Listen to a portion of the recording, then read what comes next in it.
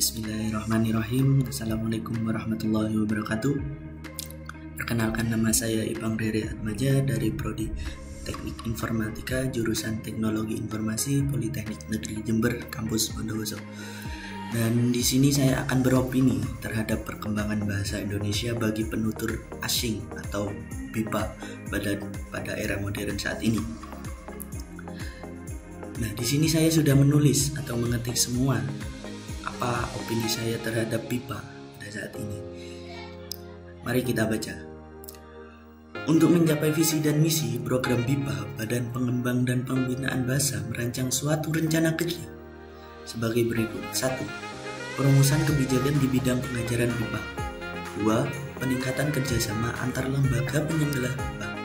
3. Peningkatan peran dalam penyelenggaraan BIPA.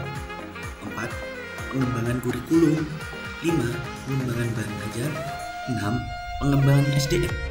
7. Pengembangan BIPA secara dalam jaringan atau online. 8. Penyediaan laman. 9. Penyediaan fasilitas dan dukungan. 10. Pemberian beasiswa dan penghargaan. 11. Penyelenggaraan pertemuan BIPA. 12. Peningkatan peran lembaga terkait BIPA. 13. Pemberian dukungan terhadap pendirian pusat kebudayaan Indonesia di luar negeri. 14. Peningkatan penelitian kebipaan. 15. Penginvestasian seluruh lembaga penyelenggara BIPA. Nah, ini sudah saya rangkum dari halaman Kemendikbud. Kemudian kita beralih ke fakta-faktanya. Faktanya, sejak diikrarkan sebagai bahasa Indonesia atau bahasa nasional pada Sumpah Pemuda 28 Maret 1928 dan ditetapkan sebagai bahasa negara dalam pasal 36 Undang-Undang tahun 1945, bahasa Indonesia hingga saat ini telah mengalami perkembangan sangat pesat seiring kemajuan yang dicapai oleh bangsa Indonesia di era global saat ini. Peran Indonesia dalam pergaulan antar bangsa juga telah menempatkan bahasa Indonesia sebagai salah satu bahasa yang dipandang penting di dunia.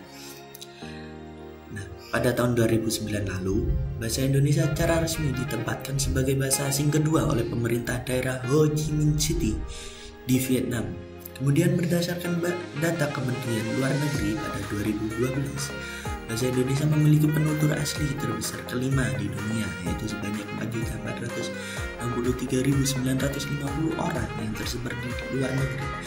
Bahkan Ketua DPR RI dalam sidang ASEAN Interparliamentary Assembly atau AIPA ke-22 pada 2019 mengusulkan bahasa Indonesia sebagai salah satu bahasa kerja dalam sidang-sidang AIPA. Fakta-fakta tersebut mendukung usaha peningkatan fungsi bahasa Indonesia menjadi bahasa internasional yang sedang digalang Kementerian Pendidikan dan Kebudayaan atau Kemendikbud. Melalui program BIPA, Bahasa Indonesia bagi Penutur Asing, BIPA adalah program pembelajaran keterampilan berbahasa Indonesia, yaitu meliputi berbicara, menulis, membaca, dan mendengarkan bagi penutur asing. Antusiasme warga negara lain, terutama mahasiswa asing, terhadap bahasa Indonesia sangat tinggi.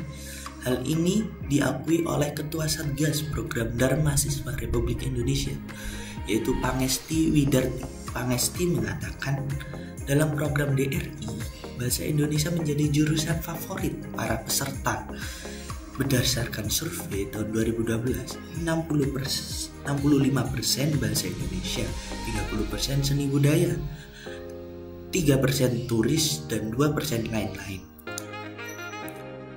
Program DRI adalah program beasiswa bagi mahasiswa asing yang negaranya memiliki hubungan diplomatik dengan Indonesia untuk belajar di Indonesia. Tentu saja pengajar BIPA tentu tidak boleh sembarang orang, mahasiswa maupun dosen bisa mengajar setelah memenuhi persyaratan tertentu. Khusus bidang pengajaran BIPA yang ditawarkan Ditjen Pendidikan Tinggi Kemendikbud, masyarakat dosen yang menjadi calon pengajar BIPA harus menguasai metode-metode dan teknik-teknik dalam strategi pengajaran serta pembelajaran BIPA. Hal ini menjadi kewajiban sebab mengajar BIPA berbeda sekali dengan mengajar bahasa Indonesia. Sebagai bahasa pertama atau kedua, selain itu, dosen juga harus mempunyai pengalaman mengajar mata kuliah BIPA setidaknya 2 tahun. Sementara untuk mahasiswa yang disiapkan menjadi pengajar BIPA, mereka harus mempunyai pengetahuan, kebahasaan, dan keterampilan mengajar. Dalam mata kuliah BIPA, mahasiswa belajar pemahaman lintas budaya, di mana mahasiswa harus aktif mencari informasi tentang negara-negara tetangga dalam hal budaya dan bahasanya, yang pada umumnya merujuk ke negara yang bekerja sama dengan RI dalam program dari mahasiswa RI. Mahasiswa juga harus mempelajari kurikulum, silabus, dan rencana pelaksanaan pembelajaran BIPA, serta praktik mengajar yang disebut micro teaching BIPA. Penutur asing yang sudah mengikuti program BIPA akan diuji kompetensinya. Jika evaluasi bagi penutur asli bahasa Indonesia adalah melalui uji kemahiran berbahasa Indonesia atau UKBI, maka untuk menguji penutur asing diperlukan piranti tes mandiri.